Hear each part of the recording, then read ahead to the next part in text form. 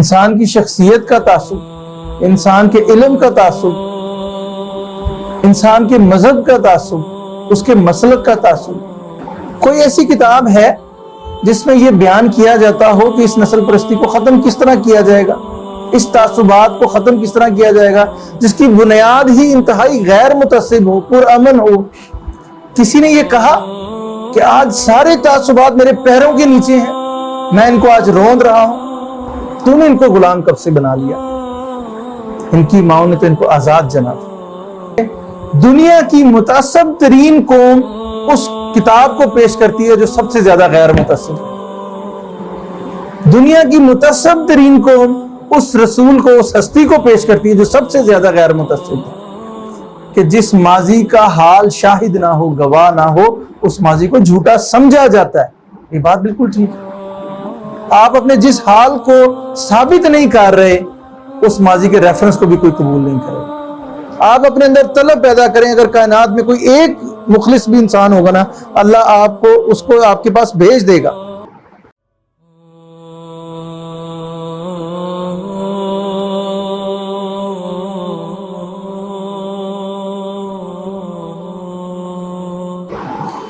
پچھلے دنوں ایک واقعہ ہوا امریکہ کی ایک ریاست میسیسوٹا میں۔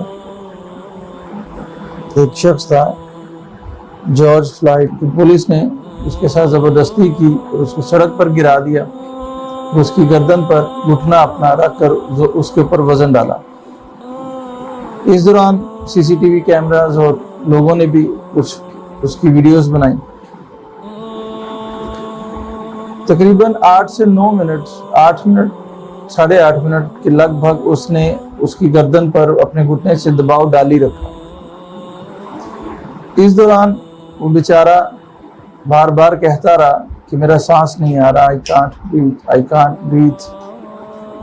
اس نے الفاظ کئی دفعہ دہرائے۔ جو سفید فام جو پولیس والا تھا، اس نے جب دیکھا کہ اس کی حالت غیر ہو گئی ہے تو پھر اس نے وہ ہٹایا، ایمبولنس کال کی، مگر وہ بیچارہ جانبر نہ ہو سکا اور وہ مر گیا۔ اور وہ احتجاج بڑھتے بڑھتے اب 2000 شہروں سے زیادہ اب پوری دنیا میں پھیل چکا ہے۔ امریکہ سے نکل کر وہ پوری دنیا میں پھیل چکا ہے۔ اور جارج فلائیڈ کی تصاویر اور وہ سارا کچھ، ایک لوگوں نے جو پلے کارڈ اٹھائے ہوئے تھے، اس کے اندر اس پلے کارڈ کے اوپر انہوں نے اس کے وہ آخری الفاظ بھی نوٹ کیے ہوئے تھے، وہ لکھے ہوئے تھے I can't breathe۔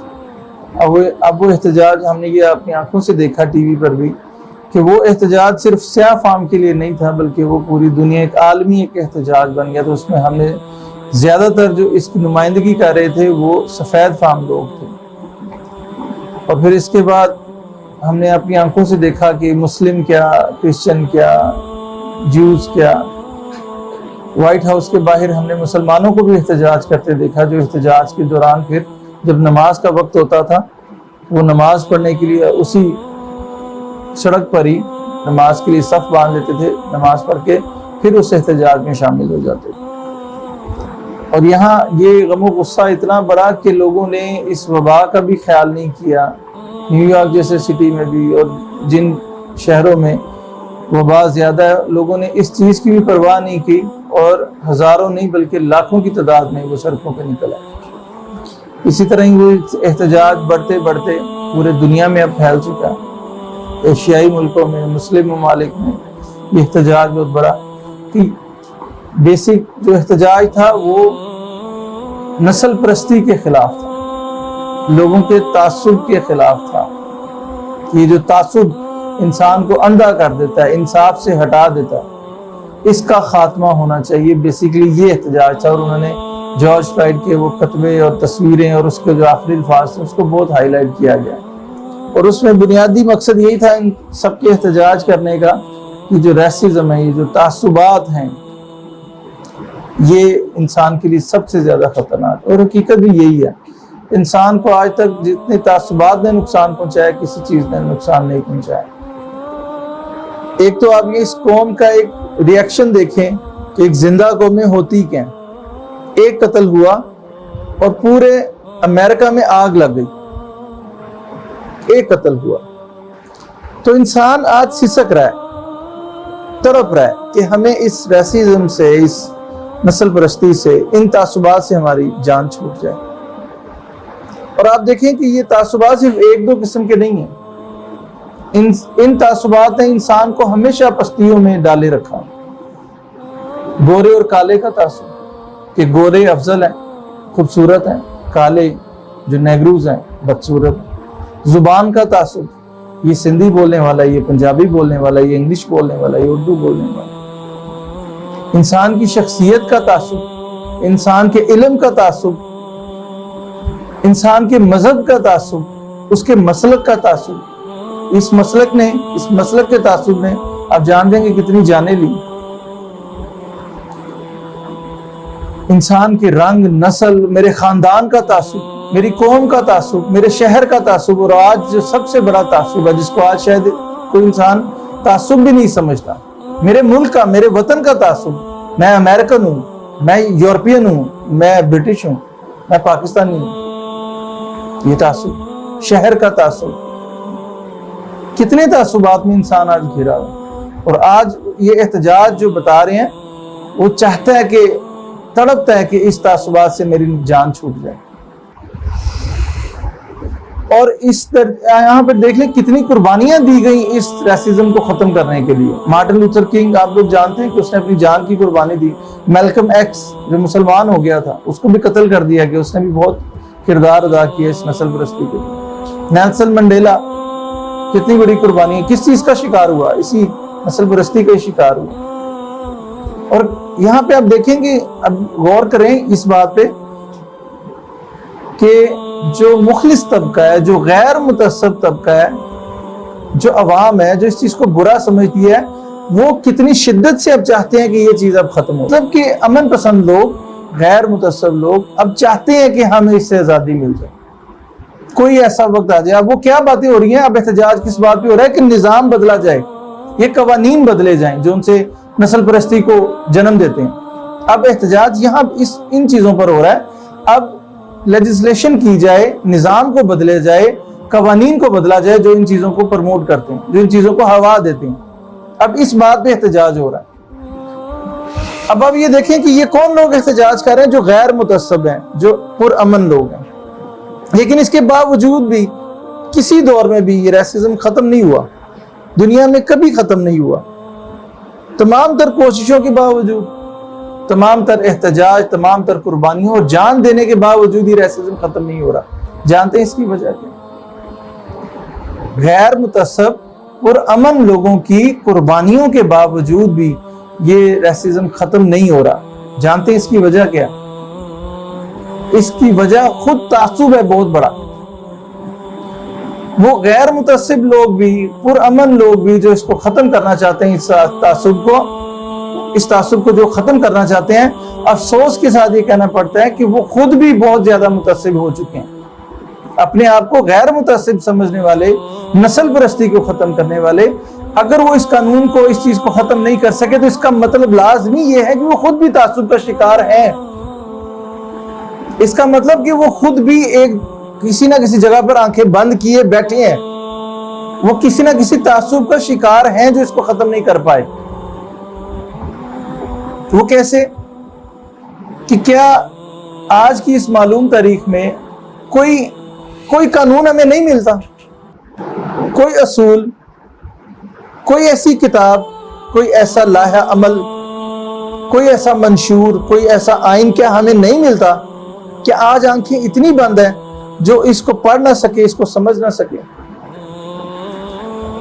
کیا آج کی تاریخ میں کوئی ایسا صحیفہ، کوئی ایسی آیت، کوئی ایسا آئین، کوئی ایسی کتاب ہے ایک تو کہ جس کی اول تو سب سے پہلے اس کی حقیقت بالکل مستند ہو، جو صدیاں گزر جانے کے بعد بھی اپنی اس بات پہ قائم ہو، جس میں کوئی ملاوٹ نہ ہوئی ہو، جو دعویٰ کرتی ہو کہ اس میں بیان کردہ ایک اصول بھی غلط نہیں ہے، نقصان دہ نہیں ہے، کچھ کسی کو نہیں ملتی؟ کوئی ایسی کتاب ہے جس میں یہ بیان کیا جاتا ہو کہ اس نسل پرستی کو ختم کس طرح کیا جائے گا، اس تعصبات کو ختم کس طرح کیا جائے گا، جس کی بنیاد ہی انتہائی غیر متعصب ہو، پرامن ہو؟ ہے ایسی کتاب؟ اس کے اندر آیات پڑھی جاتی ہیں، سنی جاتی ہیں، سمجھنے کی کوشش کی جاتی ہے، لیکن اس کو مانا نہیں جاتا. یہ تعصب نہیں ہے. آج اگر انسان وہ جو غیر متعصب لوگ ہیں اس تعصب سے نکل آئیں کہ وہ کتاب کسی ایک خاص قوم کے لیے یا ایک مذہب کے لیے آئی تھی، اس کو کھول کے دیکھ کر پڑھ لیں کہ اس کے اندر کوئی ایسے قانون ہیں جو یہ کہتے ہیں یا ایھا الناس انا خلقناکم من ذکر و انثی. اے لوگوں سے، پورے لوگوں سے مخاطب ہے، اپنے ماننے والوں سے مخاطب نہیں ہے. یہ میں اسی دور کی بات کر رہا ہوں کہ جو وہ کتاب موجود ہے کہ لوگوں ہم نے تم کو ایک مرد اور ایک عورت سے پیدا کیا اور پھر تمہاری قومیں اور تمہارے برادریاں، تمہارے قبیلے بنا دیے ہیں، قومیں بنا دی ہیں کہ جی یہ نیگرو ہے، یہ سفید فام ہے، یہ پاکستانی ہے، یہ امریکن ہے، یہ انڈین ہے. بالکل بانٹا گیا. لیکن تم لوگوں کو ایک مرد اور ایک عورت سے پیدا کیا گیا اور تمہاری قومیں اور قبیلے بنا دیے. کیوں بنائے اس کی وجہ بھی بتائی جا رہی ہے تاکہ تم ایک دوسرے کو پہچان لو، تاکہ پہچان آسان ہو جائے. اپنے ان قبیلوں میں رہنے، ان قوموں اور قبیلوں میں رہنے کی وجہ سے ایک دوسرے کی پہچان ہو جائے. صرف یہ ہے، اس لیے بنائے گئے، اور اس کے علاوہ کوئی مقصد نہیں ہے، کوئی برتر نہیں ہے، کوئی کم نہیں ہے. صرف یہی ایک مقصد تھا جس کی وجہ سے تم لوگوں کو قوموں میں، ذاتوں میں، سرحدوں میں بانٹا گیا، رنگ اور نسل میں بانٹا گیا کہ تاکہ تم پہچان لیے جاؤ. اور کوئی مقصد نہیں، کوئی برتر نہیں، کوئی کمتر نہیں. اور اللہ کے نزدیک تم میں جو سب سے زیادہ عزت والا ہے وہ ہے جو تقوی والا ہے، جو اللہ سے ڈرنے والا ہے، جو ایک اچھا انسان. وَاعْتَصِمُوا بِحَبْلِ اللَّهِ جَمِيعًا وَلَا تَفَرَّقُوا. اللہ کی رسی کو تم سب مل کر تھام لو. وَاعْتَصِمُوا بِحَبْلِ اللَّهِ جَمِيعًا، تم سب مل کر اللہ کی رسی کو مضبوطی سے تھام لو، چمٹ جاؤ اللہ سے. وَلَا تَفَرَّقُوا، اور دیکھو ٹکڑے ٹکڑے مت ہو جانا، دیکھو بکھر نہ جانا. تم سب اللہ کی مخلوق ہو، سب چمٹ جاؤ اس سے. کیا اس قرآن میں یہ آیت نہیں؟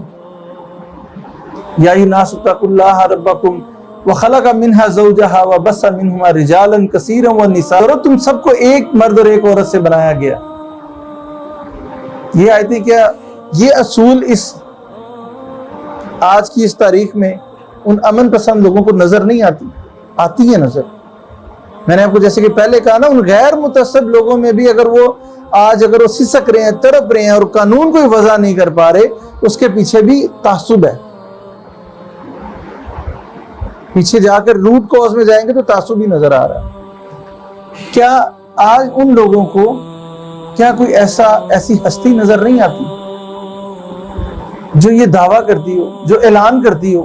سب سے پہلے تو یہ دیکھیں، اس ہستی کے بارے میں سوچیں جو یہ دعویٰ کرتی ہو کہ میں کسی ایک قوم، ایک ملت، ایک قبیلے، ایک عرب لوگوں کے لیے یا فلانی ملک کے لیے نہیں آیا، میں پوری انسانیت کے لیے آیا. کوئی ہے ایسی ہستی نظر پڑتی کسی کو جو یہ دعویٰ کرتا ہو کہ میں ساری انسانیت کے لیے آیا اور قیامت تک کے لیے آیا؟ جس نے سب سے پہلے انسانیت کا، ہیومینٹی کا نعرہ لگایا ہو. بڑے سے بڑے لوگوں کو دیکھتے جائیں، مذہبی رہنماؤں کو دیکھتے جائیں، انبیاء و پیغمبروں کو دیکھتے جائیں، کسی نے یہ دعویٰ کیا؟ حضرت عیسیٰ علیہ السلام، آج سب سے بڑی جو کسی پیغمبر کو ماننے والے اگر کوئی ہیں تو عیسیٰ علیہ السلام کی، کرسچنز ہیں زیادہ. حضرت عیسیٰ علیہ السلام کی آج کی تاریخ میں دیکھ لیں، ان کی کتاب اٹھا کے دیکھ لیں، نیو ٹیسٹمنٹ کو دیکھ لیں، اس میں موجود ہے میں صرف بنی اسرائیل کی کھوئی ہوئی بھیڑوں کے لیے بھیجا گیا، مجھے صرف بنی اسرائیل سے غرض ہے. حضرت موسیٰ علیہ السلام کس کے لیے آئے تھے؟ بنی اسرائیل کے لیے آئے تھے. ان کی کتابوں کے مطابق فرعون کو انہوں نے واضح طور پہ کہا بنی اسرائیل کو میرے ساتھ بھیج، اور وہ بنی اسرائیل کے آج جو یہودیوں کو، جیوز کو دیکھ لیں، ان کی قوم میں کوئی داخل نہیں ہو سکتا. اگر کوئی پیدائشی یہودی ہے تو ہی یہودی ہے، ورنہ کوئی نہیں آ سکتا. کسی قوم کے لیڈر کو دیکھ لیں، اس نے دعویٰ کیا انسان لے لیجئے، وہ آیا تھا اور اس کے لیے اس نے کام کیا. نیلسن منڈیلا کو دیکھ لیں، قائد اعظم کو دیکھ لیں، قوم کو پریزنٹ کر رہے ہیں. کیا کوئی ایسی ہستی ہے جس نے پوری انسانیت کا دعویٰ کیا ہو؟ صرف ایک ہستی، صرف ایک ہستی، یعنی ان کا مقابلے میں بھی کوئی نہیں، ان کے دعوے کو چیلنج کرنے والا بھی کوئی نہیں. جس نے کہا کہ میں پوری انسانیت کے لیے بھیجا گیا، جو پوری انسانیت کو پریزنٹ کر رہا ہو، کیا اس کے پاس ایسے قوانین نہیں ہوں گے؟ اس کو دیکھیں، اس نے اپنی زندگی میں کون کون سے اصول بتائے، اس کے وچار کیا تھے، اس نے کن چیزوں کا پرچار کیا، کن اصولوں کو بتایا، کیوں نہیں پہنچ رہے اس کی طرف، اس ہستی کی طرف کیوں نہیں آ رہا ذہن؟ پیچھے ایک تعصب ہے کہ یہ ایک خاص قوم کے لیے آئے تھے، یہ عرب کے لیے آئے تھے۔ اس کے پیچھے ایک اور تعصب یہ مذہب کا تعصب، ان کے خیال میں یہ ہے کہ کوئی نیا مذہب تھا، کوئی نیا مذہب تو آ ہی نہیں سکتا، یہ پیچھے یہ تعصب ہے نا۔ ان کے مزاج کے خلاف کوئی بات اگر آ گئی، تعصب آ گئی۔ ہے کوئی ہستی جس نے پوری انسانیت کو مخاطب کیا ہو اور اپنی زندگی کے سب سے اس اہم ترین مرحلے میں کوئی کھولے ایسی ہستیوں کو، نکال کے لائیں اس مثال کو جس نے یہ کہا ہو کہ لوگوں، آج کے دن جس طرح یہ دن، یہ مہینہ، یہ جگہ تمہارے لیے حرام ہے، تمہیں میں بتا کر جا رہا ہوں، اپنی آخری وصیت کے طور پر کرتے ہوئے جا رہا ہوں کہ تمہارے جان اور تمہاری عزتیں ایک دوسرے پر حرام ہے، جس طرح آج کا دن، یہ دن، یہ شہر اور یہ جگہ حرام۔ کوئی ہے ایسا جس نے کہا ہو کہ کسی گورے کو کالے پر اور کسی کالے کو گورے پر، کسی عربی کو اجمی پر اور کسی اجمی کو عربی پر کوئی فوقیت حاصل نہیں ہے الا بتقویٰ؟ وہی لفظ بھی وہی ہیں، گورے اور کالے کی تقسیم آج انسان کو انتشار میں مبتلا کیا۔ کسی نے کئی الفاظ استعمال کیے، کسی گورے کو کالے پر اور کسی کالے کو گورے پر کوئی فوقیت حاصل نہیں، کوئی بہتر نہیں ایک دوسرے سے الا بتقویٰ۔ ہاں، کوئی جتنا اللہ کے نزدیک ہے، اللہ سے ڈرنے والا ہے، وہ ہے بہتر، یعنی کوئی جتنا نیک ہے اخلاقی طور پر وہ بہتر ہے، رنگ، نسل، زبان کی بنیاد پر کوئی نہیں۔ کسی نے یہ کہا کہ آج سارے تعصبات میرے پیروں کے نیچے ہیں، میں ان کو آج روند رہا ہوں۔ اپنے لوگوں کے خلاف کسی نے بات کی، اس سے جبکہ اس کے ایک اشارے پر تلواریں نکلاتی اور گردنیں کٹ جاتی، ایک اشارے پر، اور اس وقت وہ کہتا ہے سب سے پہلے جو میں خون معاف کر رہا ہوں اپنے قبیلے کا خون معاف کر رہا ہوں، سب سے پہلے جو سود معاف کر رہا ہوں اپنے چچا کا سود معاف کر رہا ہوں۔ آج کے بعد کوئی بدلہ نہیں، کوئی انتقام نہیں، کوئی سود نہیں، کوئی معاشی استحصال نہیں، کوئی کسی کا استحصال نہیں کر سکے گا۔ کسی کی جان، مال، آبرو اتنی سستی نہیں ہے کہ اس پر ہاتھ ڈالا جائے۔ میں یہ نافذ کر رہا ہوں، اور صرف اس نے بڑے بڑے واز نہیں کیے، اس نے نافذ کر کے دکھایا۔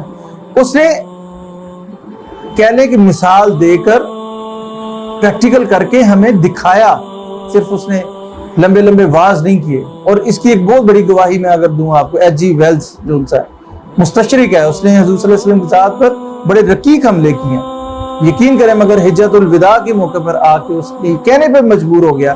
اس نے کہا کہ ہم نے جیزس آف نیزریتھ کے بڑے بڑے سرمنز جو ان سے ہیں، پیسفل سرمنز ہم نے سنے ہیں، بہت خوبصورت سرمنز سنے ہیں، بہت بڑی بڑی اچھی آیات ہم نے سنی ہیں جو امن کے متعلق ہیں، جو قربانیوں کے متعلق ہیں، لیکن میں یہ کہنے پر یہاں پہ مجبور ہوں کہ جو معاشرہ حضور صلی اللہ علیہ وسلم نے، محمد نے جو بنا کر دکھایا، وہ صرف واز نہیں تھے، محمد نے بنا کر بھی دکھایا اس معاشرے کو۔ عیسیٰ کے پاس ہمیں صرف وہ آیات ملتی ہیں، بس وہ بنا نہیں سکتے۔ یہ ایچ جی ویلز کہہ رہا ہے، اور اس کے بعد جو ایڈیشن ہے یہ عبارت حذف کر دی گئی۔ تاریخ اندھی ہے کیا؟ اب صرف یہ نہ دیکھیں کہ اس نے نصیحتیں کیا تھی اس ہستی میں، اس کے اس معاشرے پہ بھی نظر ڈالیں۔ کوئی سوچ سکتا ہے کہ اس معاشرے میں جہاں پر غلام ایسے تھے کہ ان کے خلاف آواز بھی اٹھانا، ان کے حقوق کی کوئی بات کرنا بھی جرم سمجھا جاتا تھا، اس معاشرے میں، اس قوم میں جو تعصب کی انتہا پر تھی، اس جیسی متعصب قوم کوئی نہیں تھی، آج تک نہیں ہے۔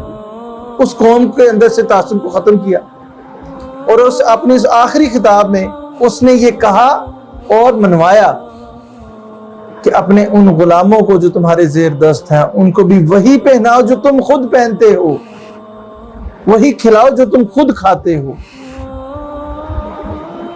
یہ نہیں کہ ان کی مرضی کا، کوئی بڑی سخاوت کرے گا تو کیا کہے گا کہ جو وہ چاہتے ہیں ان کو وہ دو، نہیں جو تم خود پہنتے ہو وہ دو، برابری کرو۔ آج کے دور میں بھی اس کی کوئی مثال نہیں نظر آتی، جو اپنے ملازموں کو اپنے جیسے کپڑے پہنا ہے۔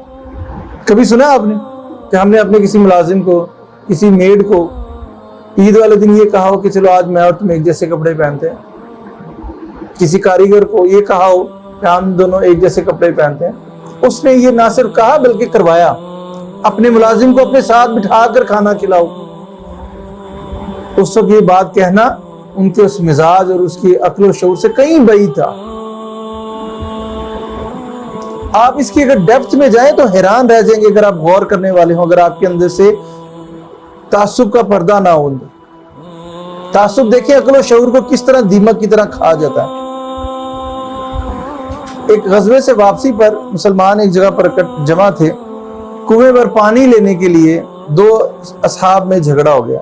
ایک غلام تھا حضرت عمر فاروق رضی اللہ عنہ پر، اور ایک انصاری صحابی تھے، کوئی اور ملازم تھے کسی کے۔ وہ دونوں صاحب ایک کنویں پر پانی لینے کے لیے گئے، وہاں پر کسی بات میں تلخی ہو گئی، جھگڑا ہو گیا۔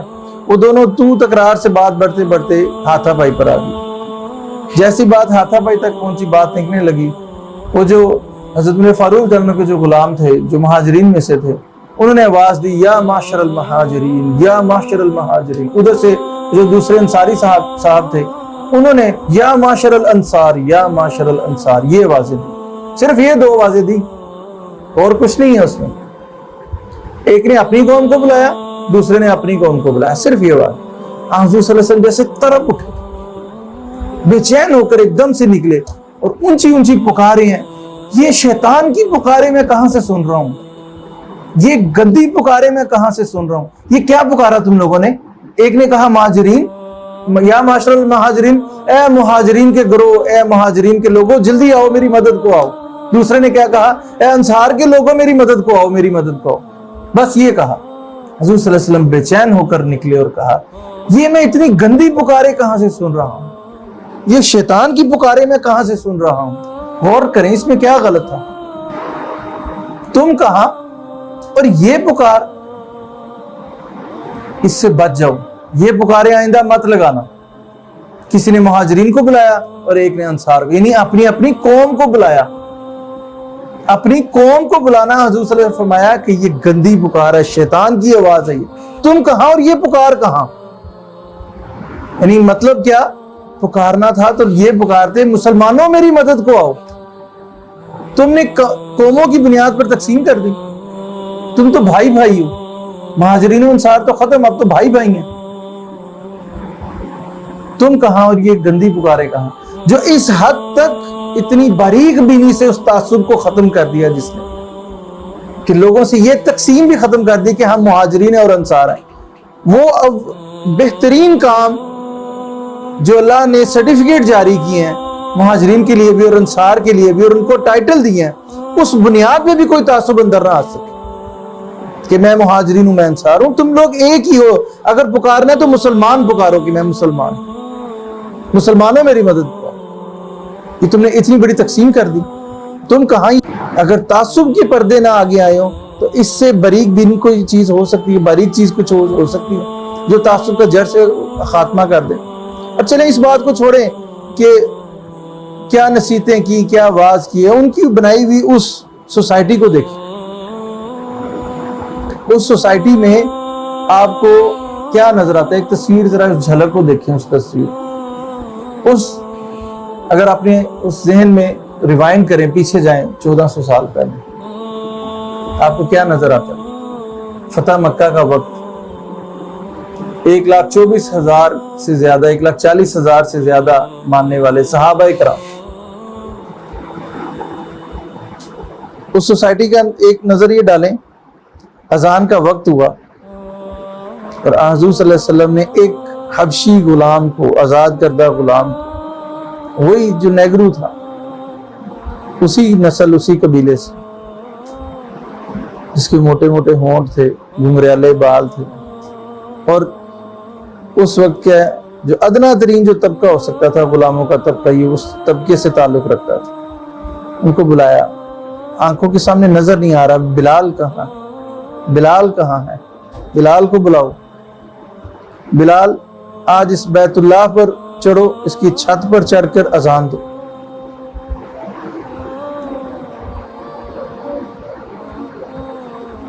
حضرت بلال رضی اللہ عنہ کو اپنا بیان ہے، وہ کہتے ہیں کہ میری ٹانگیں کانپ رہی تھیں کہ مجھے آج یہ کیسا حکم دیا گیا، بلال بیت اللہ کی چھت پہ چڑھ اور اذان دے۔ پھر تاریخ نے وہ وقت دیکھا، اسی غلام کے قدم، اس کے پیر جو ان سے ہیں وہ اوپر ہیں، اور اس کے پیروں کے نیچے بیت اللہ ہے۔ اور یہ فضیلت، یہ شان کسی اور کو نصیب نہیں، ایک غلام کو نصیب کی، اسی نیگرو غلام، اور وہ کعبے کے اوپر چڑھ کر اذان دیتا۔ اور اس وقت ان تعصب کے مارے لوگوں میں اس وقت مکے کے بڑے بڑے سردار موجود تھے، سرداروں کے بیٹے موجود تھے، صفوان بن امیہ بن خلف کا بیٹا، جو اس وقت ظاہر مسلمان ہو چکا تھا، ماننا پڑا تھا۔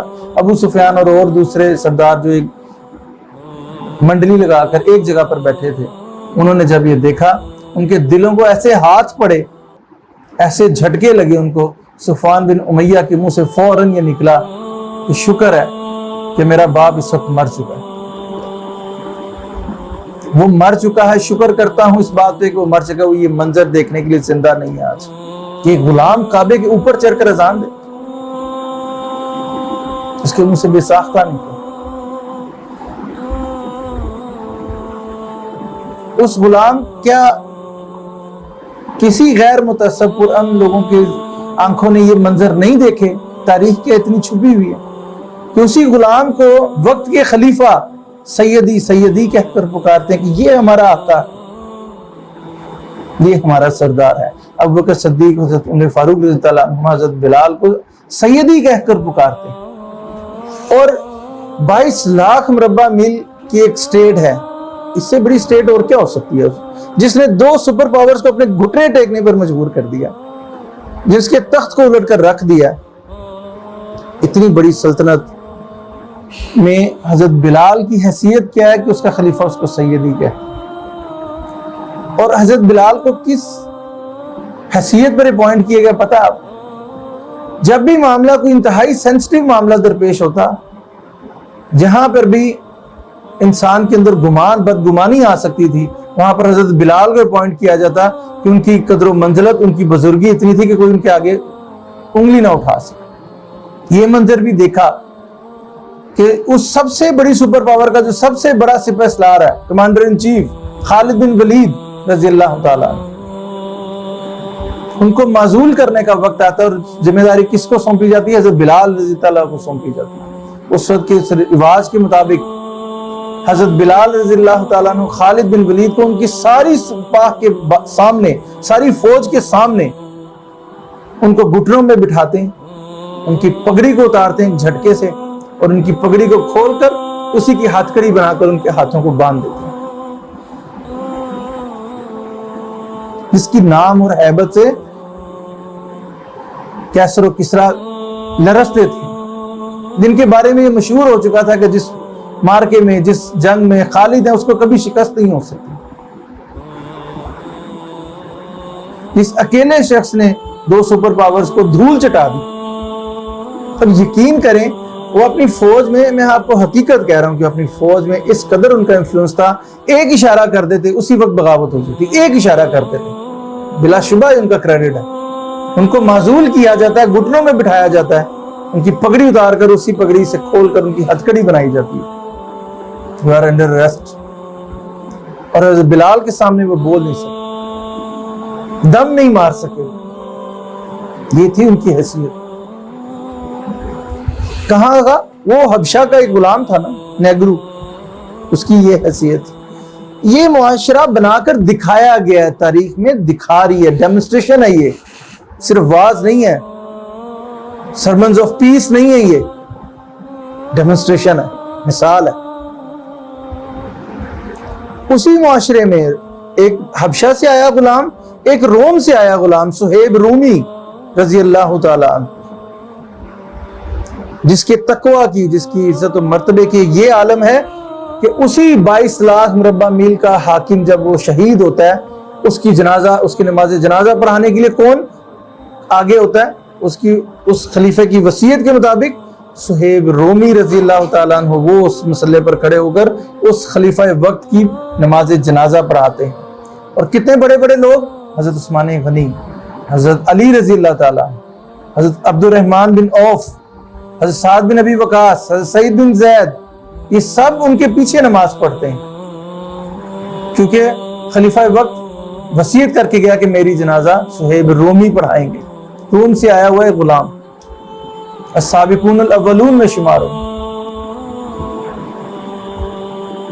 ایک حبشہ سے آیا غلام، ایک روم سے آیا غلام. ایک اور غلام زید بن حارثہ رضی اللہ بچپن سے ہی قید کر دیے گئے، بیچ دیے گئے. یہ بنا کر دکھایا یہ معاشرہ کہ وقت کا حاکم، وقت کا نبی، وقت کا رسول کعبے میں کھڑا ہو کے کہتا ہے کہ یہ زید بن حارثہ نہیں ہے، آج کے بعد زید بن محمد ہے صلی اللہ علیہ وسلم. میرے مال کا یہ مالک ہے اور اس کے مال کا میں مالک ہوں. یہ میرا وارث ہے، میں اس کا وارث ہوں.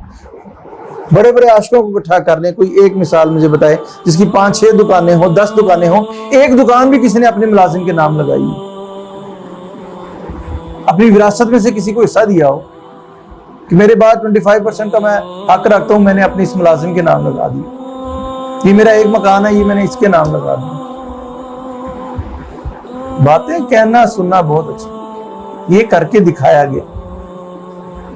اور اس سے بھی اونچی بات آپ دیکھیں، اس غلام کو آزاد کر دیا گیا، اس کو اپنا بیٹا بنا لیا گیا، لیکن وہ تعصب تو اندر سے ختم نہیں ہوتا. آزاد کردہ غلام کا تعصب بھی اس معاشرے میں بہت بڑا تعصب تھا، یہ تو ہے تو غلام. اس کی حیثیت کو ختم کرنے کے لیے اپنے خاندان کو چھوڑیں، قریش کے خاندان کو چھوڑیں، جزیرہ عرب کا جو سب سے بڑا قبیلہ تھا، اس قریش کا جو سب سے اونچے درجے کا جو قبیلہ تھا بنو ہاشم، اور اس بنو ہاشم کا جو سب سے اونچا خاندان تھا عبد المطلب کے خاندان میں سے ایک بچی کی شادی حضور صلی اللہ علیہ وسلم اپنے اس آزاد کردہ غلام سے کرواتے. حضرت زینب بنت جہش، حضور صلی اللہ علیہ وسلم کی سگی پھوپھی کی بیٹی. اونچا خاندان قریش میں نہیں ہو سکتا، اس سے اونچا خاندان جزیرہ نما عرب میں نہیں ہو سکتا. مالی لحاظ سے، عزت کے لحاظ سے کون ہے بنو ہاشم؟ کون ہے جن کے پاس بیت اللہ کے اختیارات ہیں؟ اور ان کی بیٹی جو مالی لحاظ سے، کردار کے لحاظ سے، خاندان کے لحاظ سے اس سے اوپر خاندان کوئی نہیں تھا، اس بچی کی شادی اپنے آزاد کردہ غلام سے کرواتے. ہے کسی میں حوصلہ؟ اپنے کسی ملازم، اپنے کسی کاریگر، اپنے کسی میڈ، اپنے کسی غلام، کہ ہم اپنے خاندان میں کسی ادنا درجے میں بھی ہم اس کو غلام سے نکال کر رشتہ دار بنانے پر ہے حوصلہ کسی میں؟ یہ میں ان لوگوں کی بات کر رہا ہوں جو ماننے والے ہیں.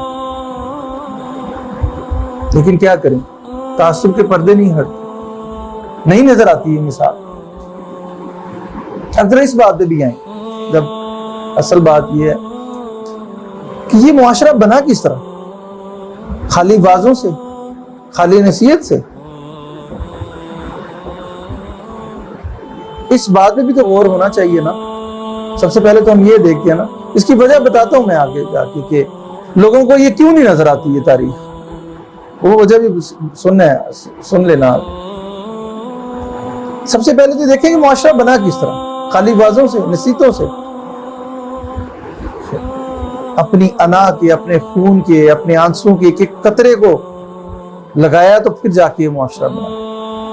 اگر آپ اس کو کسی ایک پوائنٹ، اگر صرف ایک پوائنٹ میں اگر میں اس کو ڈسکور کرنا چاہوں کہ یہ معاشرہ بنا کس طرح، ایک ہی، بہت سارے فیکٹرز ہیں، مگر آپ کے مختصراً اگر ایک بات پر اگر ہو جائے تو یہ تعصب اندر سے ختم ہو جائے.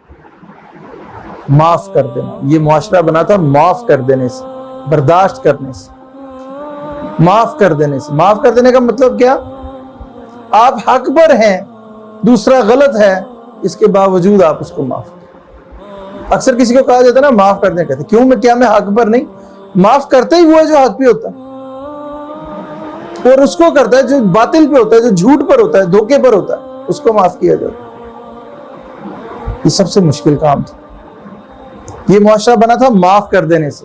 اب اس کی بھی ایک عملی تصویر دیکھ لیں. وہی نیگرو، وہی غلام جو دنیاوی طور پہ بھی پستیوں میں تھا، ٹھیک ہے، اسی کے ہاتھوں حضور صلی اللہ علیہ وسلم کے عزیز ترین چچا اور ہمارے جو دین کا جو پلر تھے حضرت حمزہ رضی اللہ تعالیٰ، ان کو دھوکے سے قتل کیا کرتا ہے کون؟ یہی اسی طرح کا حبشی وحشی جس کا نام تھا. اور اس نے کوئی جنگ احد میں دو بدو مقابلہ کر کے نہیں لڑا، دھوکے سے قتل کیا، چھپ کر قتل کیا حضرت حمزہ رضی اللہ عنہ. اور پھر ان کی لاش کے ساتھ جو کچھ بھی ہے وہ سب آپ کو پتا ہے. حضور صلی اللہ علیہ وسلم نے جب حضرت حمزہ رضی اللہ تعالی عنہ کی لاش دیکھی لرز گئے. صحابہ کرام اس وقت کو بھول نہیں سکے کہ حضور صلی اللہ علیہ وسلم جتنا روئے، اس کو جتنا تڑپے. حضور صلی اللہ علیہ وسلم نے جب ان کو دیکھا اور یہ کہا کہ میں جب تک قریش کے کفار مکہ کے 70 لوگوں کا مسئلہ نہیں کروں گا اسی طرح ہی، میں اس کی قسم کھاتا ہوں، منت مان 70 لوگوں کو اسی طرح ماروں گا، اسی طرح مسئلہ کروں گا کہ میرے چچا کا کیا حشر کر دیا. اسی وقت آیت اترتی نبی صلی اللہ علیہ وسلم 70 نہیں، نا انصافی ہے، ایک کے بدلے ایک. یہ سورہ آل عمران پڑھ لیجیے، 70 نہیں، ایک کے بدلے ایک. اس کے آپ مجاز ہیں، یہاں پہ اپنے آپ کو ٹھیک کر. اور پھر دنیا نے دیکھا کیا؟ وہ رب العالمین ہے نا، کہ بھئی ایک نے اگر یہ جرم کیا تو باقیوں 69 کو کیوں سزا ملے گی؟ میں ان کا رب ہوں، کافر ہے، مجھے نہیں مانتے، میرے نبی کو سزائیں دی ہیں، لیکن رب العالمین ہے. مگر ہوا کیا؟ معاملہ رب العالمین سے اب آگے نکلا، رحمت للعالمین کے پاس گیا. فتح مکہ میں ان لوگوں میں وحشی بن حرب بھی شامل تھا، جس کے بارے میں حکم تھا کعبے کے پردے میں بھی چھپ جائے تو اس کو قتل کرنا ہے لازم. وہ بھی ان لوگوں میں شامل تھا کیونکہ اس کا جرم بہت بڑا تھا. اس نے چھپ کر قتل کیا اور حضرت حمزہ کے ساتھ یہ سلوک کیا. مگر جب ان کو بتایا گیا کہ ان سے جا کے اپنا معافی مانگ لو تو وہ معاف کر دیتے ہیں. پہنچ گیا. بات جب رب العالمین کی تھی تو رب العالمین نے کہا تھا کہ نہیں، ایک کے بدلے ایک. اور جب رحمت للعالمین کی کورٹ میں جب بات آئی تو رحمت للعالمین نے اس ایک کو بھی معاف کر دیا. تم وہی وحشی ہو، تم نے میرے چچا کے ساتھ کیا کیا، جاؤ میں نے معاف. اس ایک کو بھی معاف کر دیا گیا جس کے بارے میں اجازت ملی تھی. ایک جس کے بارے میں اصول یہ کہتا تھا کعبے کے پردے میں بھی چھپ جائے تو اس کو قتل کیا جائے، معاف کر دیا. اس سے بڑی کوئی مثال ہو سکتی ہے، اس سے بڑی کوئی ڈیمونسٹریشن ہو سکتی ہے کہ وہ وحشی جس نے حضرت حمزہ رضی اللہ تعالیٰ عنہ کے ساتھ ہی کیا تھا، آج ہم انہیں وحشی رضی اللہ تعالیٰ عنہ کہتے ہیں. اس غلام کو جس ابو سفیان کی وجہ سے یہ سارا معاملہ ہوا، اس کو ہم کیا کہتے ہیں؟ سیدنا ابو سفیان رضی اللہ تعالیٰ عنہ. یہ وہ ڈیمونسٹریشن انہوں نے قائم کر کے دکھائی تھی. جس خالد بن ولید کی وجہ سے سارے حالات پلٹے، اس خالد بن ولید کو ہم کیا کہتے ہیں؟ سیدنا خالد بن ابن ولید سیف اللہ رضی اللہ تعالیٰ عنہ. اس سے بڑی کوئی مثال ہو سکتی؟ ایک اور کردار تھا اکرمہ بن ابو جہل کا بیٹا اکرمہ، جو کسی طرح بھی اپنے باپ سے کم نہیں تھا. بدر میں، احد میں، ہر جگہ پر، جنگ خندق میں جو چند لوگ اس خندق کو پار کر کے خالد بن ولید کے ساتھ ہی اکرمہ بھی تھا، ہر معاملے میں ساتھ. اور کتنے ہی مسلمانوں کو وہ اکیلا بندہ شہید کرنے کا ذمہ دار. اور ان لوگوں میں فتح مکہ میں جو 10 لوگ تھے جن کے بارے میں حکم تھا کہ یہ چھپ ان کو لازماً قتل کیا جائے، ان میں اکرمہ بھی تھا. وہ بھی آگے حاضر ہو گئے. لیجیے گردن حاضر ہے، چاہے اتار دیجیے چاہے گلے سے لگا لیجیے. کیا دیکھا لوگوں نے؟ گلے سے لگایا. آج ہم کیا کہتے ہیں؟ اکرمہ رضی اللہ تعالیٰ عنہ. یہ معاشرہ بنا کے دکھایا ہے. اور اس کے پیچھے کیا فیکٹر تھا؟ معاف کر دینا، برداشت کر لینا، اپنے تعصب کو نکیل ڈالنا، اس کو منہ دینا، برداشت کرنا، لوگوں کو خامیوں سمیت برداشت کرنا، معاف کر دینا. اب آئے آپ یہ دیکھیں، آخری بات میں اب کنکلوڈ کرتا ہوں کہ نظر کیوں نہیں آتی امن کے پیغمبروں کو، امن کے رہنماؤں کو، غیر متعصب لوگوں کو جو پورا امن چاہتے ہیں، جو اس وقت احتجاج کر رہے ہیں، اس کے ریسزم ختم ہو، تعصبات ختم ہو، انسانیت کو چین مل جائے، ان کو نظر کیوں نہیں آتی؟ کیا یہ کوئی بہت پرانی تاریخ ہے؟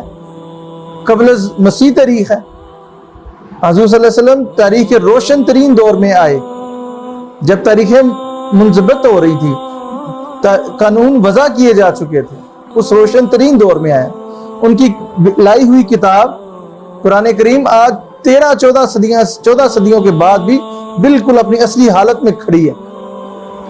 حضور صلی اللہ علیہ وسلم کی زندگی کا ایک ایک لمحہ، ایک ایک چیز، ایک ایک عمل، ایک ایک بات ریکارڈڈ ہے۔ تاریخ میں دوسری کوئی ایسی شخصیت نہیں ہے جس کی سند، جس کی بیان، جس کی سند، جس کا کہنے کہ پیورٹی اس قدر واضح ہو۔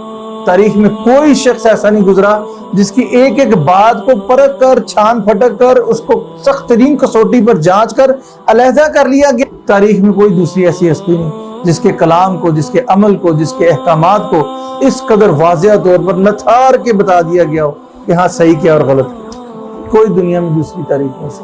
تو پھر کیا وجہ ہے جب اتنی واضح ساری چیز ہونے کے باوجود بھی لوگ کیوں اس تعصب کا شکار ہیں؟ ذرا آپ یہ بھی سنیں۔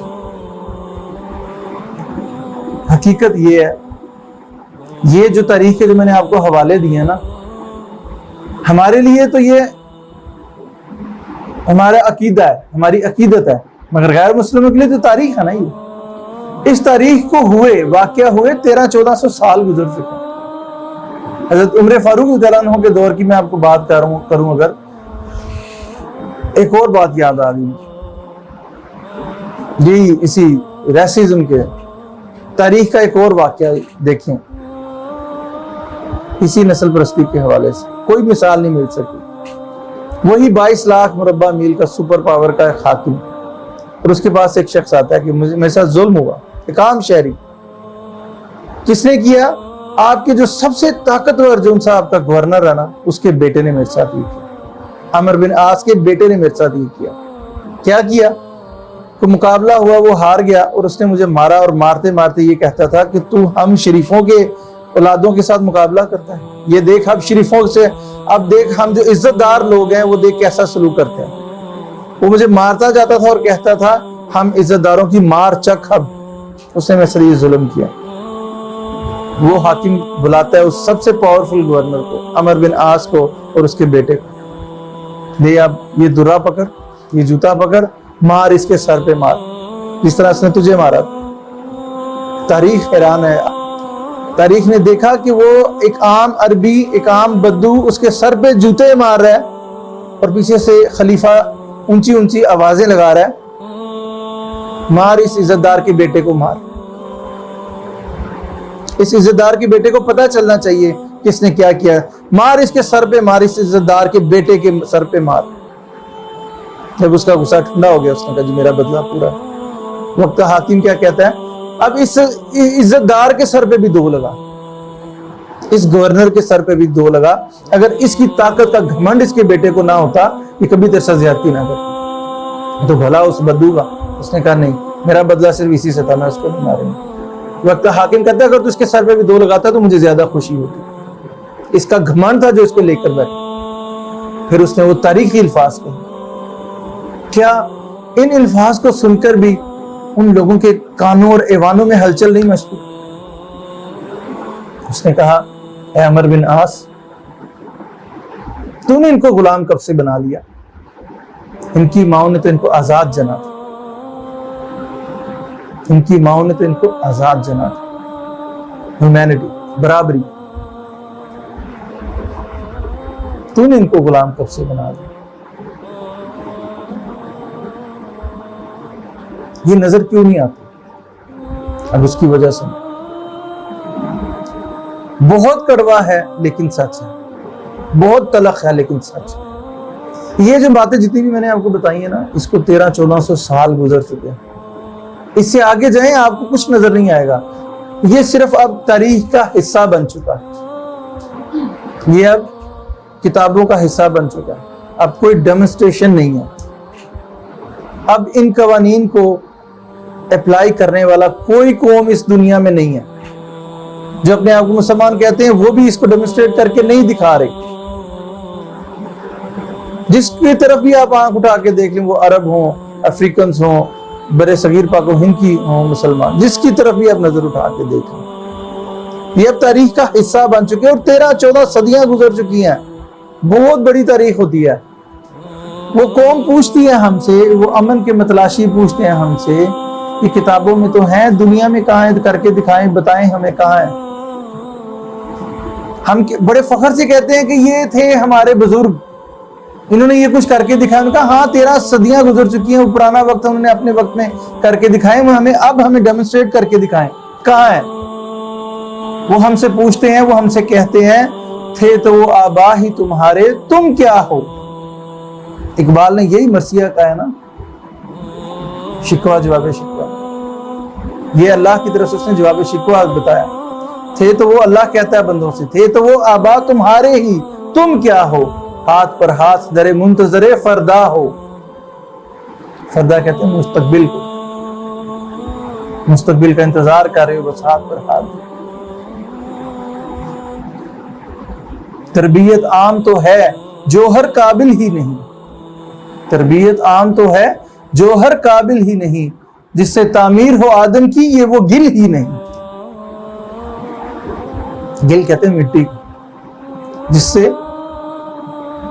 تعمیر ہو آدم کی یہ وہ گل ہی نہیں. ہم تو مائل بکرم ہیں، کوئی سائل ہی نہیں، راہ دکھلائیں کسے راہ رب منزل ہی نہیں. تربیت عام تو ہے جو ہر قابل ہی نہیں، جس سے تعمیر ہو آدم کی یہ وہ گل ہی نہیں. دیکھ لیں آج من حیث القوم، دیکھ لیں کیا حالات ہیں ہمارے. یہ اس کرونا وائرس نے تو ہمیں ایکسپوز کر کے رکھ ڈال دی بات. اب جو حقیقت سامنے آ رہی ہے ہماری، ذخیرہ اندوزی، ناجائز منافع خوری، ظلم، اس میں کسی قوم، کوئی قوم بھی ہم سے آگے ہے. ایک انجیکشن جو 60,000 کا تھا 4 لاکھ روپے میں لوگ اپنا خون بیچ رہے ہیں. خون پلازما کے لیے آپ کو 1 لاکھ روپیہ کی ڈیمانڈ آتی ہے کہ ہم آپ کو پلازما دیتے ہیں، 1 لاکھ روپیہ. کیا چیز بیچ رہے ہیں؟ جس اللہ نے جو شفا دی تھی آپ کو، آپ وہ بیچ رہے ہیں. جو آپ کے اندر جو جسمانی مدافعت پیدا ہو گئی، اینٹی باڈیز پیدا ہو گئی، جو اللہ نے پیدا کی ہیں. اللہ نے آپ کو ایک موت کے منہ سے نکالا، بچایا، اور جو آپ کو تریاک آپ کے خون کے اندر ڈالا، آپ اس کو بیچ رہے ہیں. وہ اب جو نئی آنے والی دوائی جو ان سے ایجاد ہوئی ہے، جو 2-3 دن پہلے آئی ہے، اور اس کا وہ سارے خوشیاں منا رہے ہیں کہ یہ دوائی بہت سستی ہے اور عام ہے پاکستان میں. اب وہ بھی نایاب ہو گئی، اس کو بھی اب مہنگا کر دیا. آپ پیٹرول دیکھ لیں، چینی دیکھ لیں، آٹا دیکھ لیں، کیا حالات ہیں یہاں. ایک عجیب ہم اس عذاب اور جہنم کا شکار ہیں کہ پیٹرول اگر مہنگا ہو جاتا ہے تو سٹاک کر لیا، تو روک لیا جاتا ہے کہ ہم مہنگا پیٹرول بیچیں. عوام کو مصیبت. اگر پیٹرول سستا ہو جائے تو اس کو روک لیا جاتا ہے کہ جب دوبارہ مہنگا ہوگا تو ہم بیچیں. تب انسان کو سستا ہو جائے تب بھی قلت، مہنگا ہو جائے تب بھی قلت. ہر چیز کے بھاؤ بڑھا دیے گئے ہیں، مجبوریوں سے فائدہ اٹھایا جا رہا ہے جیسے ہمیشہ رہنا ہے، جیسے ہمیشہ رہنا. کوئی برائی، کوئی انتہا ایسی بتائیں جو ہمارے اندر نہیں. ہم ریفر کیا کرتے ہیں، کوٹ کیا کرتے ہیں، یہ ہمارے بزرگ، یہ ہمارا ریفرنس. وہ لوگ پوچھتے ہیں ہم سے کہ ہاں جی کوئی ڈیمونسٹریشن کہاں ہے، آپ کہاں ہے وہ مثال، کہاں ہے. 13 صدیاں گزر چکی ہیں، ہمیں آج کے دور میں مثال. دنیا یہ ساری چیزیں کس وجہ سے؟ یہ ہمارے تعصب ہیں، یہ ہمارے تعصب ہیں. یہاں پہ تعصب دیکھیں نا، مسلک کے تعصب، مذہب کے تعصب، قبائل کے، خاندانوں کے تعصب، ذات برادری کے تعصب. کتنی عجیب نہیں لگتی بات؟ آپ کبھی جائیں نا، کچہری جائیں، آپ کو ہر وکیل کے آگے اس کی ذات نظر آئے گی. آپ کسی کا بھی نیم پلیٹ پڑھیں، کسی کا بھی وزٹنگ کارڈ پڑھیں، آپ کو اس کا خاندان نظر آئے گا. مجھے ایک بات بتائیں، کیا حضرت ابوبکر صدیق کے بارے میں تاریخ کو پڑھیں، بھری پڑی ہے ابوبکر صدیق کے کارناموں سے، کہیں نظر آیا ابوبکر صدیق التمیمی عمر فاروق عدی، علی ابن ابی طالب ہاشمی، عثمان بن عفان امیہ اموی، کبھی یہ آپ کو ان کے ناموں کے ساتھ نظر آئے؟ آپ کوئی وزٹنگ کارڈ اٹھا کے دیکھ لیں، گھروں کے باہر دیکھنا شروع کر دیں، حتیٰ کہ آپ قبریں دیکھنے شروع کر دیں، قبروں کے کتبوں پہ بھی آپ کو خاندان کا نام نظر آئے گا۔ جس تعصب کو ختم کرنے کے لیے میں نے آپ کو مثالیں دی ہیں، کوئی گورا کالے پر اور کوئی کالا گورے پر فضیلت حاصل نہیں کرتا، اور قبروں کے کتبوں میں بھی آپ کو وہ خاندان کے نام نظر آئیں گے۔ ہم جی مغل ہیں، جی ہم کشمیری ہیں، ہم قریشی ہیں، ہم یہ ہیں، اور اس پر فخر ہو۔ کیوں ان لوگوں کو نظر نہیں آ رہی تاریخ یہ؟ کیونکہ دنیا کی متعصب ترین قوم اس کتاب کو پیش کرتی ہے جو سب سے زیادہ غیر متعصب ہے۔ دنیا کی متعصب ترین قوم اس رسول کو، اس ہستی کو پیش کرتی ہے جو سب سے زیادہ غیر متعصب ہے۔ یہ کانٹریڈکشن ہے، یہ کنٹراسٹ ہے جو نفرت پہ مجبور کر دیتا ہوں۔ یہ لوگ ہیں، یہ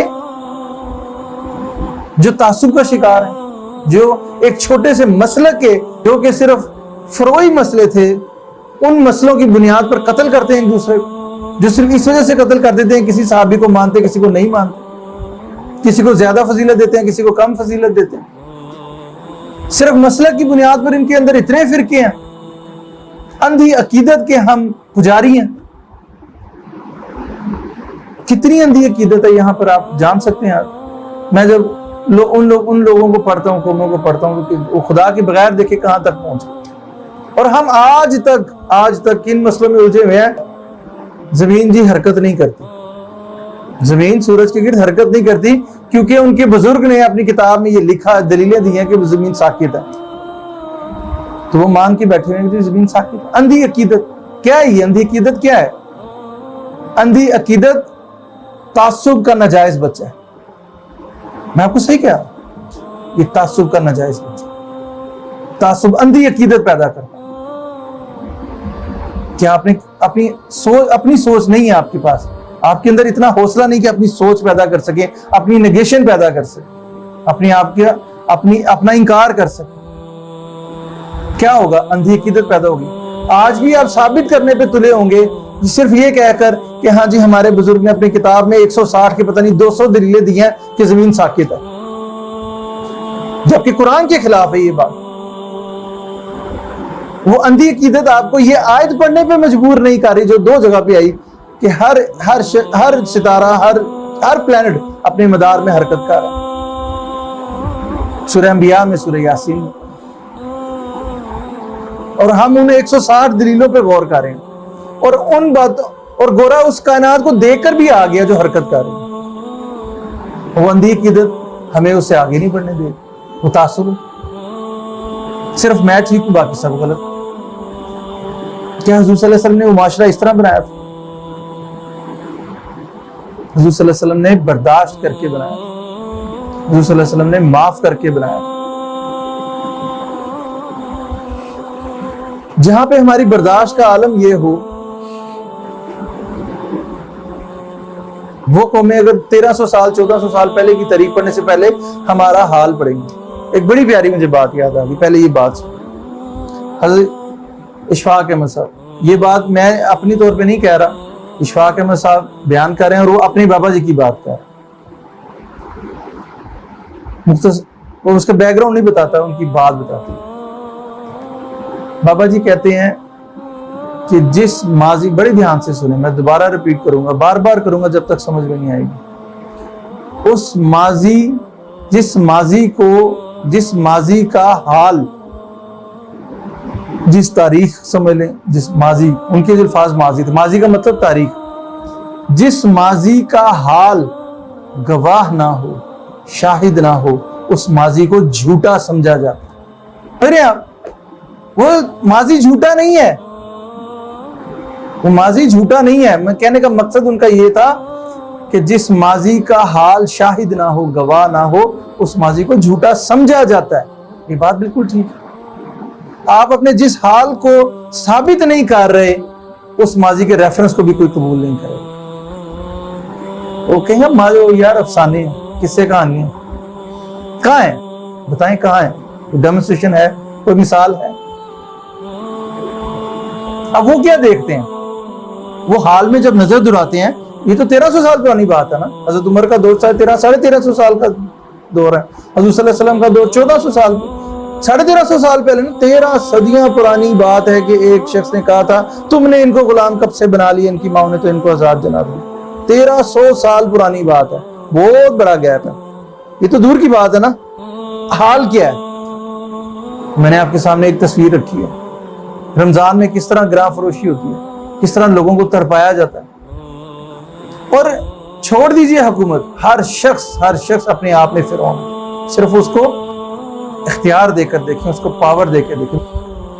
وہ لوگ کیا دیکھتے ہیں. اب ایک مثال جو میں آپ کو دے رہا ہوں, اس سے ہمارے اس معاشرے کی آپ کو ایک تصویر نظر آئے گی کہ ہم پریزنٹ کن لوگوں کو کر رہے ہیں. اب یہ کوئی قصے کہانیاں نہیں ہیں. ڈاکٹر جاوید اختر بڑا مشہور ڈاکٹر ہوئی جس نے سورہ رحمان کے حوالے سے جو بڑی جس نے بتایا, یہ ان کا بیان, یہ نہیں کہ عام بندہ نہیں ہے, انتہائی ذمہ داری سے انہوں نے بڑی تفصیل سے بیان کیا. کہتا ہے کہ گاؤں تھا, اس کے پولیس والوں سے کہتا ہے میری بات ہوئی, تھانے سے ساری چیزیں بات ہوئی, ان لوگوں نے بتائی ہیں بات یہ, اور اس ساری ریکارڈ پہ موجود ہیں, یعنی اس میں کوئی مبالغہ نہیں ہے. کہتا ہے کہ ایک عورت تھی, اس کا ایک بیٹا تھا. میں آپ کو آپ کی برداشت کی بات بتا رہا ہوں, جی حضور صلی اللہ علیہ وسلم نے جس خوبی کی وجہ سے یہ معاشرہ بنایا. اس کا ایک بچہ تھا 12 13 14 سال کا, 15 سال کا, پتہ نہیں ابھی ایگزیکٹ عمر کتنی تھی. تھوڑا سا وہ پاگل تھا, کیا نہیں کہ تھوڑا سائی نہیں ہوتا جس طرح وہ تھا. وہ کوئی مسجد میں گیا, کچھ ایسا معاملہ ہوا مولوی کے ساتھ. اب اس کے بقول کہ وہ بیوہ تھی اور اکیلی تھی, اور اس کا ایک بچہ ہی تھا. وہ جو امام صاحب تھے, مولوی تھے, وہ اس کے کوئی زمین تھی یا مکان تھا, اس پہ جو بھی قبضہ کرنا چاہتے تھے. اس نے پہلے کوشش کی کہ اس نے کہا کہ مجھ سے شادی کر لے, جس وجہ سے بھی اس کو مل جائے گا, اور اس نے انکار کر دیا. تو اس نے وہ زمین پر قبضہ کرنا چاہا. اس نے اس بچہ کو مسجد میں جب آیا وہ بچہ, اور یا اس نے واقعتاً بھی کر دیا ہوگا, اس نے اس قرآن کے کہنے کے کچھ صفحے پھاڑ دیے. یہ اب اس مولوی کا بیان ہے, واللہ علم پھٹے ہیں کہ نہیں پھٹے. اب یہ میں ساری بات آپ کو ان ڈاکٹر صاحب کی جو کہ بہت معتبر ہیں ان کے حوالے سے بتا رہا ہوں, اور انہوں نے یہ ساری چیزیں پولیس کی اور ان ساری چیزوں کے بیانات کی روشنی میں بتا رہے ہیں. ساری چیزیں کوئی قصے کہانیاں نہیں.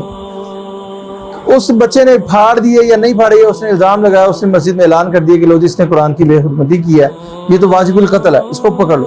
اب جب اکٹھے ہوئے, لوگوں کو بتایا انہیں کہ اس نے تو قرآن مجید کی بے حرمتی کر دی, قرآن مجید کے صفحے پھاڑ دیے, لوگوں کو مشتعل کر دیا. لوگ اب پکڑنے لگے اس کو. وہ بیچارہ بچہ ڈر کے مارے بھاگا باہر, اور لوگ اس کے پیچھے پیچھے بھاگے. اتنے میں کسی پولیس والوں کو بھی پتہ چل گیا. پولیس موقع پہ آ گئی. انہوں نے اس کا پورا انتظام کر لیا تھا, پیٹرول وغیرہ اس کے اوپر چھڑک دیا تھا, اس کو آگ لگانے لگے تھے, مگر پولیس پہنچ گئی. پولیس, اب کتنے لوگ ہوتے ہیں پولیس کے, اب وہ پورا علاقہ جن سا تھا وہ جمع ہو چکا ہوا تھا. پولیس اس کو لے گئی تھانے میں, اس کو اپنی کسٹڈی میں کر لیا. ماں بیچاری بھی پیچھے پیچھے اس کے. اب وہ پورا جو علاقہ تھا, پورے لوگ تھے, وہ پورا موب جو سا تھا اس تھانے پر اس نے چڑھائی کر دی. اس نے کہا, ان سب نے کہا کہ ہم پولیس والوں کو بھی مار دیں, اس بچے کو ہمارے حوالے کرو. اس نے بڑی کوشش کی انہوں نے, مگر ظاہر ہے وہ پھنس چکے ہوئے تھے. وہ بھی ایک تھانہ تھا, 2-4 بندے کتنی دیر تک روک سکتے. بہرحال انہوں نے اس بچے کو اس کے حوالے کر دیا. وہ بچہ بھاگ, اس بچے کو لے کر آ گئے وہ باہر. وہاں پہ اس کے اوپر پیٹرول چھڑکا, اس کو آگ لگانے لگے. اس کی ماں بیچاری منتیں کر رہی اس کے, بچہ معذور ہے, پاگل ہے. اگر اس نے پھاڑ بھی دیا تو آپ لوگ, مگر مشکل ہجوم نے کوئی برداشت نہیں تھی, اس کے اوپر پیٹرول چھڑکا اور اس کو آگ لگا, اور اس کے ارد گرد کھڑے رہے کہ کہیں کوئی اس کے اوپر مٹی ڈال کر اس کو کوئی بجھا نہ دے, اس کی ماں نہ بجھا دے. خود وہ جب اپنی روکنے کی کوشش, آگ بجھانے کی کوشش کرتا تھا, مزید ڈالتے تھے اور مزید اس کے اوپر آگ لگا دی. وہ بیچارہ مجذوب بچہ, پاگل بچہ, اس کی ماں تڑپتی رہی, روتی رہی, اور وہ کھیتوں میں تڑپتا تھا, بھاگ رہا تھا. وہ جب باہر نکلا نا ظاہر ہے, تو جب اس کو آگ لگی ہوئی تھی وہ کھیتوں میں بھاگتا پھرتا تھا, کبھی کہیں گرتا, کبھی کہیں گرتا, کبھی کہیں گرتا. اور وہ انہوں نے ان کی آنکھوں کے سامنے وہ بیچارہ تڑپ تڑپ کر انہی کھیتوں میں جل کر راکھ ہو. اور وہ بیچارہ, وہ جو عورت تھی, دعائیاں دیتی رہی, بد دعائیں دیتی رہی, اور چیختی رہی, چلاتی رہی. اس کا اکلوتا بچہ اس طرح مارا. اب آگے سے قدرت تو ہے نا, اس قدرت کا فیصلہ پھر کیا ہوا. اگلے دن یا 2 دن بعد یا کچھ دنوں کے بعد, یہ مجھے یاد ہے, ایک وہ پیٹرول ٹینکر حادثے کا شکار ہوا, اور وہ الٹ گیا. اس کا سارا پیٹرول بہہ کر اسی کھیت میں، جس کھیت میں وہ بچہ جل کر مرا تھا، اس کھیت میں بہہ کر انہوں نے چھوٹی چھوٹی ڈھیریاں بنائی تھی نا اپنی فصلوں کے لیے، اس میں کھڑا ہو گیا. پیٹرول میں ٹینکر میں تو ہزاروں لیٹر پیٹرول ہوتا ہے. اب وہ ان چھوٹے چھوٹے پارٹس میں وہ کھڑا ہو گیا پانی کی طرح. جس طرح پانی لگاتے ہیں تو پانی نہیں کھڑا ہو جاتا، اس طرح وہ پیٹرول اس چھوٹے چھوٹے جو کہہ لیں کہ وہ ہوز سے بن گئے تھے، اس میں وہ پیٹرول بہہ کر جمع ہو گیا. ٹینکر گرا اور اس کا ٹینکر جو اس طرف الٹا، وہ نیچے تھا نا وہ جگہ، تو کھیتوں میں سارا پیٹرول جمع ہو گیا. اب وہاں پہ لوگوں پھر اسی مسجد سے ہی اعلان ہوا، یہ پولیس والوں کی بات کر رہا ہوں میں آپ کو، اسی مسجد سے اعلان ہوا کہ پیٹرول جس نے لینا ہے وہ وہاں پہ جا کے پیٹرول لے گا، اپنے برتن لے کے پیٹرول اکٹھا کرنا ہے. اسی مسجد سے اعلان ہوا. اس بات سے قطع نظر کہ وہ پیٹرول کس کا ہے، اخلاقی طور پر ہمیں لینا چاہیے یا نہیں لینا چاہیے. ویڈیوز میں دیکھی سب نے، لوگوں نے اپنے پانی کے کولر، پینے والے کولر جو ان سے تھے، پانی پینے والے کولر، وہ اٹھا کے وہاں پہ آئے ہیں. عورتیں، بچے، مرد سب برتن لے کر وہ آئے ہیں اور پیٹرول اکٹھا کرنے لگے. اور پھر اچانک کسی شخص کی وجہ سے، یا تھا تو وہ قدرت کے کام نا، آگ لگی ہے وہاں پر، اور وہاں پر پھر وہ جل کر مرے ہیں. جو آپ نے پچھلے دنوں جو آپ نے بہت بڑا واقعہ دیکھا تھا، یہ اسی کھیت میں واقعہ ہوا، انہی لوگوں کے اوپر جس میں ایک پاگل بچے کو جلا کر مارا گیا تھا. اور پھر اپنی آنکھوں سے ہم نے دیکھا کہ کس طرح وہ جلی ہوئی لاشیں تھیں جو بالکل جل کر کوئلہ بن گئی تھی.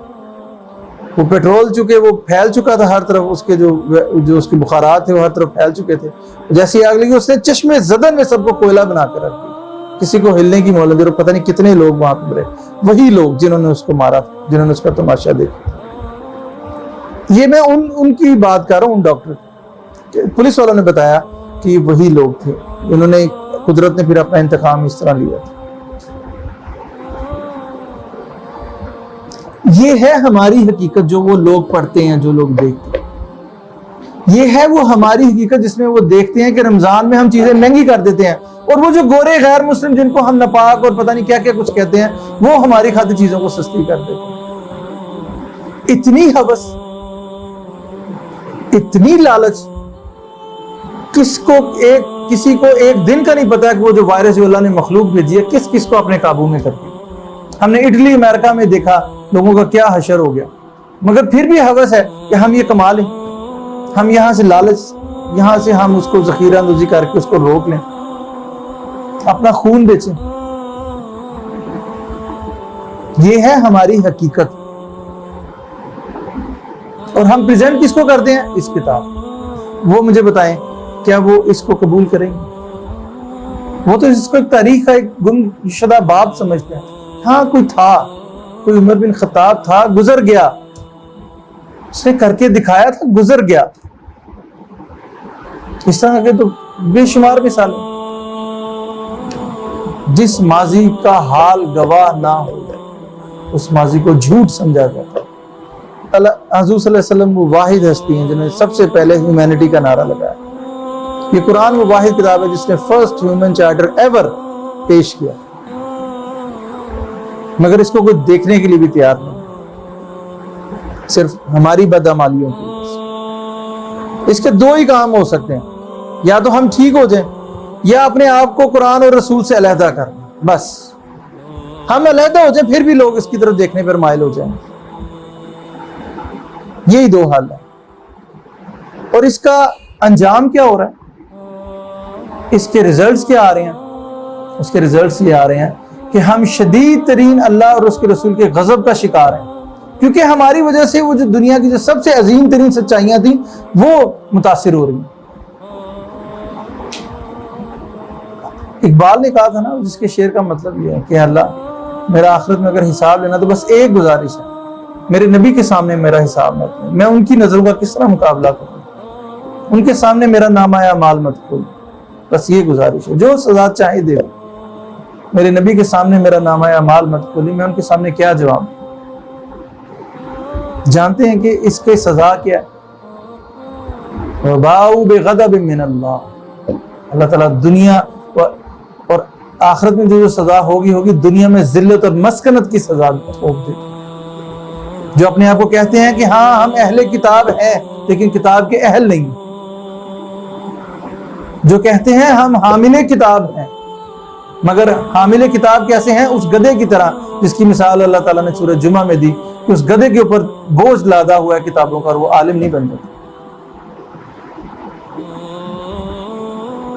یہ ہے وہ ہماری اصل حقیقت، جس کی وجہ سے وہ لوگ ہماری ان کتابوں کو جن کے ساتھ ہم عقیدت رکھتے ہیں ان کی طرف دیکھتے بھی، کیونکہ وہ ہمارا عمل دیکھ رہے ہیں، ہمارا حال دیکھ رہے ہیں۔ اس لیے میں کہتا ہوں اس بات کو دیکھیں، اپنے اوپر کم از کم لاگو کریں، اپنے اوپر کم از کم اپنا اسلام لاگو کریں،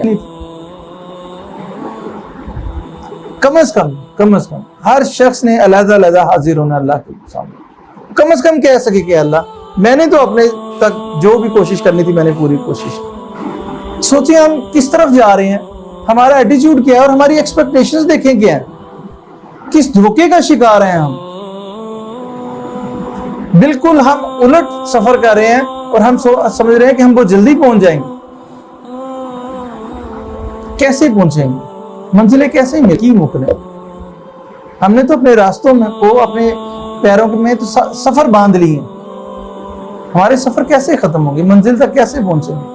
ایسا راواں پیری پائیاں پینڈے کی مکنے۔ یہ ہے حقیقت جو ہمیں دیکھنے کی ضرورت ہے، اور اس کے پیچھے صرف اور صرف یہی بات، ہمارے تعصبات، وہ تعصب نسل کا ہو، خاندان کا ہو، قوم کا ہو۔ اللہ تعالیٰ کہتا ہے تم سب اللہ کے نزدیک برابر ہو، وہی اللہ کے نزدیک بہتر ہے جو اللہ کے قریب ہے، اللہ کا تقوی اختیار کرنے والا۔ اس لیے اپنی ذات کا احتساب ہے، اپنی ذات کے بارے میں سوچتے ہیں کہ مجھ سے یہ کام نہیں ہوگا، تاکہ مجھے حضور صلی اللہ علیہ وسلم کے سامنے آخرت میں جا کر شرمندگی نہ۔ جہنم تو بہت بعد کی بات ہے، ان کا سامنا کس طرح کریں، ان کا سامنا کس طرح کریں گے؟ وہ حدیث میں بیان کرنا شروع کر دوں، ناک ہو کر کہیں جب کوئی شخص اپنے منافع کے لیے روکتا ہے چیزیں، کیسے میں بیان کروں ان علماء کے بارے میں جو نفرت پھیلاتے ہیں، تعصبات پھیلاتے ہیں؟ کہ آخری دور میں فتنہ انہی علماء کے اندر سے نکلے، یہ آسمان کے نیچے زمین کے اوپر سب سے بری مخلوق ہوں گے۔ عنقریب وہ وقت آئے گا جب مسجدیں بھری ہوں گی نمازیوں سے، مگر اس میں کوئی ایک ایمان والا نہیں ہوگا۔ قرآن کو اتنی خوبصورتی سے پڑھا جائے گا مگر قرآن حلق کے نیچے سے نہیں اترے گا، قرآن میں سوائے رسم الخط کے اور کچھ نہیں رہ جائے گا۔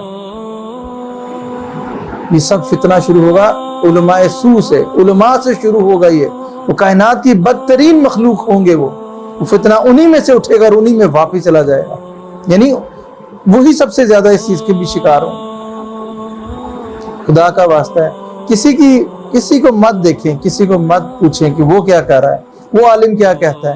یہ قرآن آپ کے سامنے پڑھا ہے اور چیخ چیخ کر اعلان کرتا ہے وَلَقَدْ يَسَّرْنَا الْقُرْآنَ لِلذِّكْرِ فَهَلْ مِن مُدَّكِرٍ، ایک دفعہ نہیں کئی دفعہ چیخ چیخ کر کہہ رہا ہے۔ ہم نے اس قرآن کو ہدایت کے لیے بہت، یاد دہانی کے لیے بہت آسان کر دیا، ہے کوئی قبول کرنے والا؟ آپ اپنے اندر طلب پیدا کریں، اگر کائنات میں کوئی ایک مخلص بھی انسان ہوگا نا، اللہ اس کو آپ کے پاس بھیج دے گا۔ طلب پیدا کریں، خواہش پیدا کریں، اپنے آپ کو تعصبات سے آزاد کریں، تعصبات ہٹائیں۔ تعصبات ہٹانے کے صرف ایک ہی فارمولہ جو حضور صلی اللہ علیہ وسلم نے برداشت، معاف کرنا، لوگوں کی خامیوں کی بجائے اس کی خوبیوں پہ نظر رکھنا اور اپنی خامیوں پر نظر رکھنا۔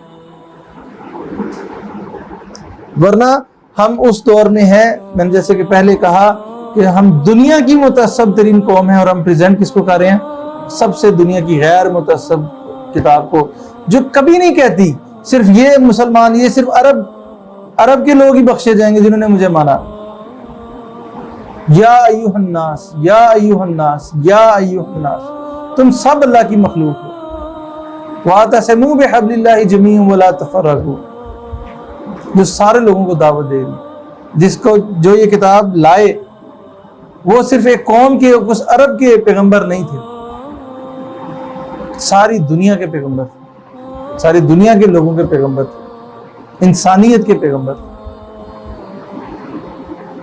جو رو رو کر کہتے رہے، آنسو بہا بہا کر کہتے رہے، کسی گورے کو کالے پر، کسی کالے کو گورے پر کوئی فضیلت، کسی عربی کو عجمی پر، کسی عجمی کو عربی پر کوئی فضیلت حاصل۔ جنہوں نے وہ معاشرہ قائم کر کے دکھایا جس کی مثالیں آپ دیتے ہیں، مثالیں دے دیں، وہ دے دیں، اب مثال بننا اپنی ذات کو بس دیکھیں، صرف ایک آج یہ عہد کریں میں بے ایمانی نہیں کروں گا، میں چیٹنگ نہیں کروں گا، میں حرام نہیں کھاؤں گا، میں سگنل نہیں توڑوں گا، میں وائلیشن نہیں کروں گا، میں نے سچ بولنا ہے، میں نے برداشت کرنا ہے، میں نے معاف کرنا ہے، میں نے یہ کرنا ہے، وہاں پہ تو ہوگی اصلاح۔ لیکن جہاں ہمیں چاہیے آ جائے گا سمجھ لے کہ برباد ہوگا۔ یہ ہونا چاہیے، یہ ٹریفک صحیح ہونی چاہیے، یہ حلال ہونا چاہیے، یہ ملنا چاہیے، وہاں پہ سمجھے ختم ہو گیا معاملہ، اب ہم دور نکل گئے۔ دنیا میں اس وقت ہم عبرت کا نشان بن، اور اس وجہ سے چونکہ حال گواہ نہیں ہے، حال شاہد نہیں ہے، اس ماضی کو کوئی نہیں پہچان، اس ماضی کو کوئی نہیں جان۔ یہ میری اس بات کا مقصد تھا۔ اللہ تعالی ہم سب کو عمل کی توفیق عطا فرمائے، اللہ تعالی ہم سب کو اپنا محاسبہ کرنے کی توفیق عطا فرمائے۔ وآخر دعوانا الحمدللہ۔